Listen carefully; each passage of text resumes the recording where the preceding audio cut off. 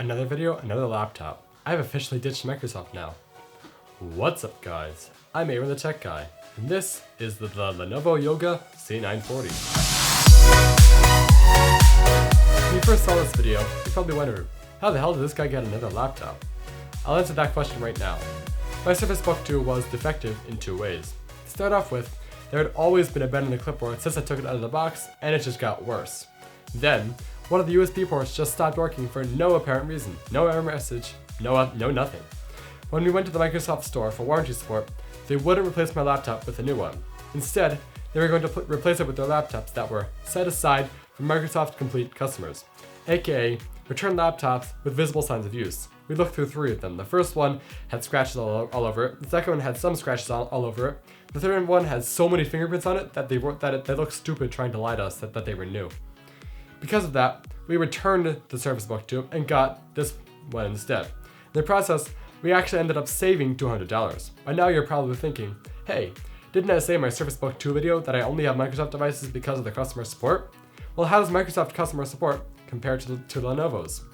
Well, here's one of the main differences. This computer is repairable, meaning that if I ever break my computer, I most likely will not have to get a totally new computer. The way that the option I chose works is that someone will actually come to my house and fix the computer on the spot. If the computer is not fixable, they will give me a loader until it can be fixed. Whether or not that service is good or not has yet to be seen, but I don't plan on finding out. Okay, on to the review part of this video. For this review, I'm going to compare the Yoga C940 to the Surface Book 2 as a frame of reference. As always, I'll start with the exterior design. As this is the premium Ultrabook, it looks clean and minimalistic. Unlike the Yoga 920 from a couple years ago, this is a very understated design, and I really like it. It just screams premium. Unlike the Surface devices I had, however, there are some visible seams and screws, proving this device is able to be taken apart. The Yoga C940 comes in two screen options, 1080p and 4K. I have the 1080p version, and it looks okay. It's nowhere near the brightness and sharpness of the screen in the Surface Book 2, but it's still pretty good.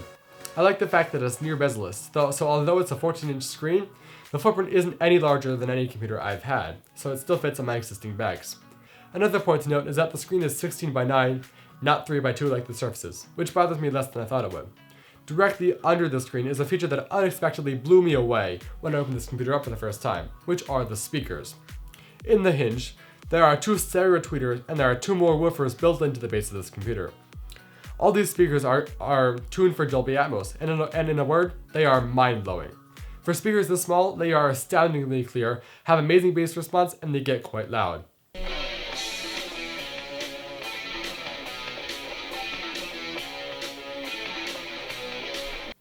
I found that I don't even need to use my, albeit cheap, much bigger Amazon Basics speaker, since these speakers are just so good. Although they aren't as good as the 16-inch MacBook Pro, from my understanding, and the sound isn't the same as in all the positions of the screen, it's a little bit tinier in 2-in-1 mode. These speakers are best in class for a laptop of this size. The keyboard has been a bit of a mixed bag for me. The keys are very clicky and provide nice feedback while typing, but I found it much harder to use than the Surface Book 2 and the Surface laptop, and for some reason, the keys are just really loud. That could just be me though, because other people, such as my mom, had told me that this keyboard is much better than the Surface devices, so take it or leave it. Objectively, however, the function keys are not very good.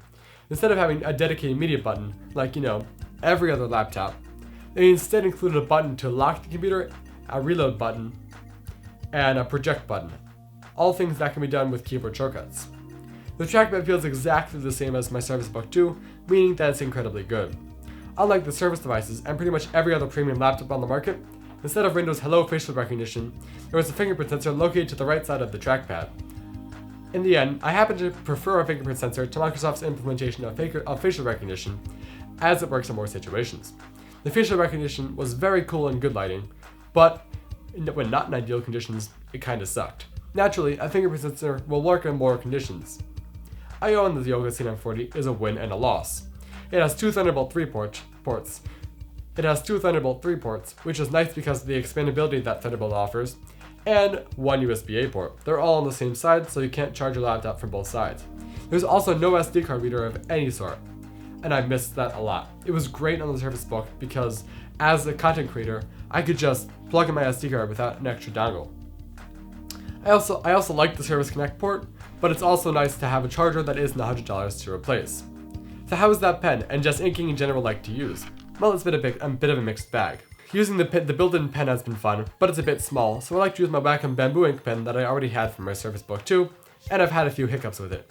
For some reason, out of the box, the sensitivity settings are really weird. The pen would just jump all over the place.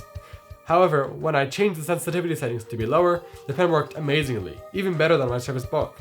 However, every time I restart the computer, I have to reset the pen settings as well, which is really annoying if you do this a lot. I have enjoyed using this computer in tablet mode much more than I did my Surface Book. To start with, I don't have to worry about a locking mechanism breaking. I also don't have to worry about losing half of my computer. Finally, for some reason, maybe better graphics, the computer's animations in tablet mode are significantly smoother. Although it's not perfect, everything works more or less the way that it should. On to performance of this machine.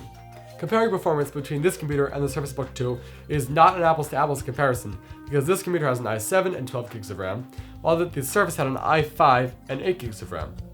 This is because the prices of the two machines are almost exactly the same, but Lenovo has a significantly higher price to performance ratio.